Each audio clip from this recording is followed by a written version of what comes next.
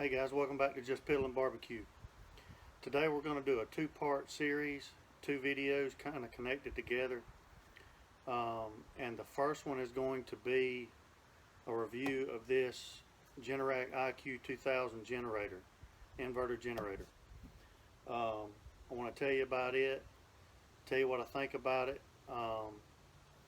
and the reason why I'm doing that and connecting it with another video is because for all of you that have a pellet smoker, this might be something of interest to you.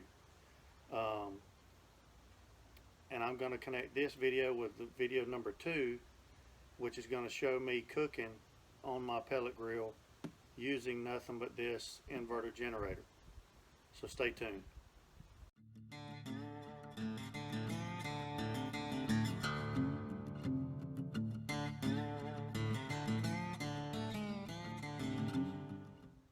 Alright guys, I've got this generator. I got it last week, sometime middle of last week. My wife and I, we like going camping a lot. We take the kids sometimes too, NASCAR races. Especially anytime we go to a NASCAR race, we usually camp out. And we just kind of thought over each experience, we think of something else that we need.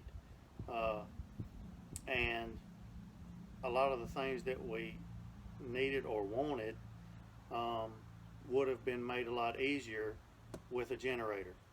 The last time I went to Bristol with my brother, he had a Honda EU2000 generator that we took with us, and it was very quiet, very efficient. We ran lights, we ran a radio, we ran a pellet smoker off of it, phone chargers, things like that off of it. And so, you know, I thought that was a pretty good experience. So a couple weeks ago I decided I wanted to get one of these generators as well. Number one, because I can use it at home. Not too long ago we had that hurricane come through, lost power, and that'll help me power up, say, a refrigerator or freezer, use the grill to cook on and things like that, have some lights and those kind of things. So that's one reason. The other reason was for our camping trips and those kinds of things. So I thought that would help out. I intended on purchasing a EU2000 Honda generator. I tried ordering it. I wanted it before last weekend. To make a long story short, because it was extremely long and frustrating, I ordered the Honda generator, ended up canceling the order because shipping was taking way too long. But in that process, my brother, who works for Ace Hardware, sells Generacs, and he said this Generac is identical to the Honda EU2000, except it's about $200 to $300 cheaper, and it's a couple of decibels quieter depending on which tester that you research. But it does the exact same thing and has the exact same qualities and includes a little bit better features that I'm going to discuss in just a minute. So after doing a lot of research, I researched everything, researched pellet grills when I was going to purchase that, and coolers and extension cords and everything else. I want to make sure I'm getting what I'm paying for. So after I did a lot of research on these, I decided to go with it. I drove 2 hours up there to my brother's store, purchased it, brought it back. Hesitant about taking it because I knew how the Honda performed, because I witnessed the usage of it before, and this was going to be my first use of it. But I will tell you, I was pleasantly surprised with this. It did everything that I wanted it to do. It was quiet, it was fuel efficient. We ran, another reason why I wanted to get one of these is because I have sleep apnea and have to use a CPAP machine. Well, in the past I haven't been able to take my machine to to camp with, because I didn't really have a means of powering it. But now I do. So we ran a fan, we ran lights, we ran a pump for the air mattress, we ran my CPAP machine every night, phone chargers, all those things, and a coffee maker. We took the coffee maker from the house so we could have coffee in the mornings, and that makes mornings so much easier and better and more enjoyable. So we ran all those things, including the CPAP machine, every night for a minimum 8 hours. And this thing only used maybe, I don't know, 2 gallons of gas, maybe. It takes about a gallon of gas to fill it up. So that was a gallon. I took a 2.5 gallon gas can, and I roughly have probably a gallon left. So, but there's some still in here as well that is unused. So it was very fuel efficient. And I'm gonna tell you, this thing is so quiet. We got to the campsite, and I'm telling you, I can't express to you how loud some of the generators that we were by. When we first got there and got our campsite set up, we sat down, and all of a sudden we realized, oh my God, we couldn't hardly hear each other talk from 7-8 feet away. There was the campsites were 20 feet by 40 feet, so they were 20 feet wide. The spot next to us was empty, and then the spot next to that had a camper with a generator, and it was like a Predator 8750 or something like that. It looked like it'd be a new generator, and it felt like somebody was hitting me in the back of the head with a hammer. That thing was so loud all weekend long. Thankfully, the second day, an RV pulled up in the spot right next to us, and we asked him to pull all the way up so that there would be a barrier between us and that daggum generator. There were 2 behind us that were also that loud. I mean, it was unbelievable. If I had a generator like that, I'd never go camping. This thing, because of the noise of the other generators, I couldn't even hear it at all. So I would have to look at the lights to make sure it was lit up, to make sure it was still going. So I'm very happy with it all the way around. Couldn't be happier so far. And now I'll go over the features with you real quick. Very similar to the Honda EU2000 generator. This was $799, by the way.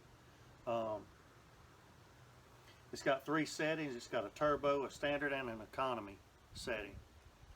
Now I kept it on the economy setting the whole weekend, except for when I ran the coffee pot. Now anything that runs a coffee maker that has a heating element, such as a coffee maker, a toaster, say a hair dryer, things like that, that has that heating element in it, when that heating element turns on, it kicks the watt usage up. And so I just put it on the standard. It would have ran on the economy just fine, but I ran it on the standard. The economy mode means that it's going to use the least amount of gas as possible to keep everything running. So that's the most fuel efficient setting that it has. And other than using making coffee, I kept it on the economy setting the whole weekend. Up here, it has a fuel gauge, an electronic or lit up fuel gauge from empty all the way to full, and it lights up in bar segments. Each bar, I think, is 10%. So that's a neat feature. On the other one, on the Honda that I used, I want to say that the only way to tell how much gas you had in it was to open this knob up, the gas filler cap up, and look inside to see if you could see gas. So you really never knew how much gas you had left. And to aid in that, on this one, there's a screen right here. I'll show you in a minute when I fire it up. But it'll tell you by hours and minutes how many hours you have left with the fuel that you have with the usage that is being used, that's being pulled off of the generator. Right here's got a power bar. It's a usage wattage bar, and it goes from 10% to 100% in 10% increments. So like when we used that coffee pot, that coffee maker, when I would fire it up, it would show 4 bars, which means that was about 40% of the wattage capacity of the generator. Other than making the coffee, everything else, such as my CPAP machine, the lights, the fan, we also had a Bluetooth speaker, the chargers for our phones, it never even went over 10%. So it was really neat. I'll caution you on some of the reviews. I mean, reviews are like anything with grills, with extension cords, with coolers. Some people you're just not gonna please. You know, if this thing right here would run my whole household or run somebody else's whole household,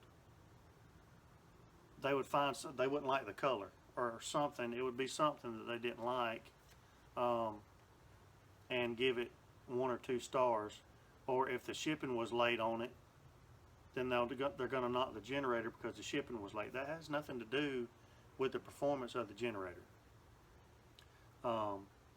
So just be cautious of that. Use your own best judgment. And word of mouth is really probably the best way to decide whether you want to purchase something or not. And that's kind of what I did after watching YouTube videos and you know, reading about it. There's not a whole lot of reviews on YouTube about this. There's a few, but that's why I wanted to do one, and then also kind of connect that to the grilling aspect and the camping aspect. You know, I like to camp, I like to grill, I like the outdoors, but some comforts of home are also nice to have, and you can do that with this. Wasp out here. Other than that, it weighs about 47 pounds, somewhere around there, so it's very portable. It's got very nice shock absorbers on the bottom, so when I fire it up in a minute, I mean, it's on a wooden table, but I mean, it'll sit right there. It's not going to vibrate off the table or anything like that. So anyway, I'm going to fire it up. I mean, I'm sitting right by it, and the camera is about 4 feet away, so hopefully you'll still be able to hear me talk, but I'll just fire it up for a minute, let you hear it, show you the features that are on the front, and then I'll cut it back off.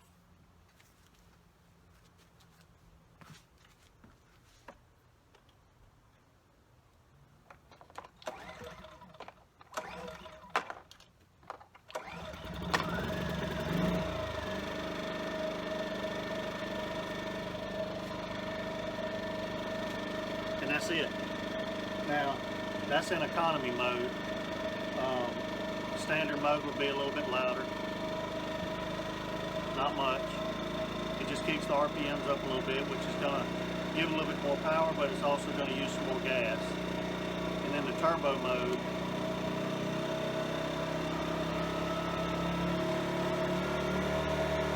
there's your turbo mode. I kick it back down to economy mode, and you can run just about anything that you want to use on that economy mode. There's your fuel gauge, your digital fuel gauge right there. It's on about 60% fuel, and with that, with no load being placed on it right now, it'll run about 8 minutes and 8 hours. It's still computing. Now it'll run about 9 hours with no load on it. 9 hours and 6 minutes. And that's with 60%. What I found this weekend was when it's full, it'll usually run about 13 hours with a very small load or minimal load. I did that a couple of times, at least one morning. I ran it all night with my CPAP machine, kept it going while I made coffee. We ran the lights and had a fan going until we left to go to the race that morning. So, and then there's the power bar. When you plug it up to a load, it'll show you how much it's pulling in 10% increments. So you kind of know, okay, I can plug up one more, two more, three more things, and each time it'll go up a little bit, and you know you still got some more power to plug something else in. So that's pretty much it. I'm gonna cut it back off.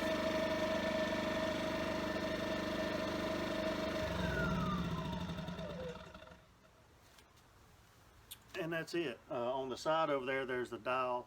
You dial it all the way back to choke it, and then once you start it, you put it to run, and then when you want to cut it off, you just cut it to stop. So it's very simple to operate. There's nothing difficult about it. Very straightforward. So yeah. Now I'll say this, and I didn't mention it before. I did not use it this weekend. I have not used it yet with my pellet grill, and that's just because it was just me and my wife going, and my pellet grill's pretty big and heavy, and so it was just going to be too much of a pain for us to load it up in the back of the truck, try to unload it at the campsite, load it back up again, and then bring it home and unload it. I didn't want to take the chance of dropping it off the truck or anything like that, or one of us getting hurt trying to pick it up and all that. So we wound up not taking it. I wanted to, but at the end of the day, it was just going to be too much. So I just took my kettle grill, and that's what we cooked on this weekend, was my kettle grill. But I do want to cook on it just to see how it does, and I'm going to film it just to show you guys that if you're interested in doing something like this with your camping and you want to take pellet grills, this is the way that you can do it with, and I'll give you an honest review of how it performs with the pellet grill. So that's it for this part one. Part two is going to be my cook. I'm just going to do some chicken wings and some jalapeno poppers with half of them have cream cheese, half of them have pimento cheese, and I wrap those in bacon. I'll show you those, but I didn't film the whole process of just seasoning the chicken wings and doing the jalapeno poppers. I wanted this video to be more about the power supply and how the cook goes with the pellet grill and the generator. So with that, check out the video number 2. I'll be piddling over there too.